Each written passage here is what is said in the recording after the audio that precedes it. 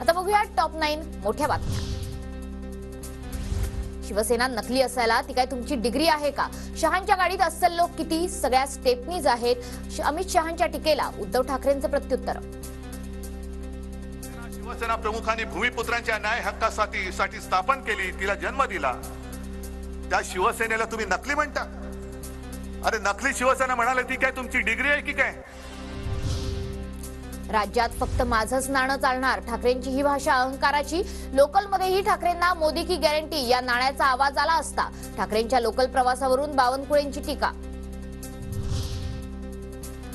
राहुल गांधींची आज भंडाऱ्याच्या साकोलीत सभा, काँग्रेसकडून सभेची जय्यत तयारी। महाविकास आघाडीचे उमेदवार डॉक्टर प्रशांत पडोळेंच्या प्रचारासाठी राहुल गांधी मैदानात। मुख्यमंत्री शिंदेंचा आज कोल्हापूर दौरा, राजेश क्षीरसागरांच्या घरी सांत्वनपर भेट देणार, तर संध्याकाळी कोल्हापूर हातकणंगलेमधल्या पदाधिकाऱ्यांसोबत शिंदेंची बैठक। विजय वडेट्टीवार यांना काँग्रेसमध्ये किंमत नाही, 10 दिवस दिल्लीत थांबूनही वडेट्टीवार मुलीसाठी तिकीट आणू शकले नाहीत। मंत्री धर्मराव बाबा अत्राम यांची विजय वडेट्टीवारांवर टीका।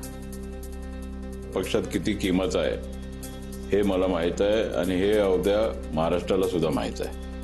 वडेट्टीवार जे हे लोकसभेच्या तिकिटासाठी जवळजवळ 10 दिवसापासून दिल्लीला बसून होते।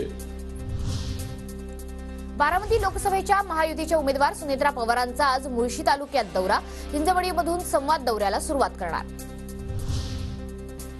खासदार संजय राऊत आज छत्रपती संभाजीनगरच्या दौऱ्यावर, महाविकास आघाडीचे उमेदवार चंद्रकांत खैरेंच्या प्रचार कार्यालयाचं उद्घाटन करणार।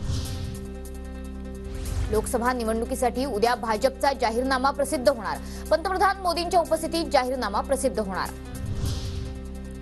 रत्नागिरी सिंधुदुर्ग लोकसभा मतदारसंघात भाजपकडून जोरदार तयारी, 13 ते 27 एप्रिल दरम्यान भाजपच्या 56 नमो संवाद सभा, 20,000 मतदारांपर्यंत भाजप पोहोचणार।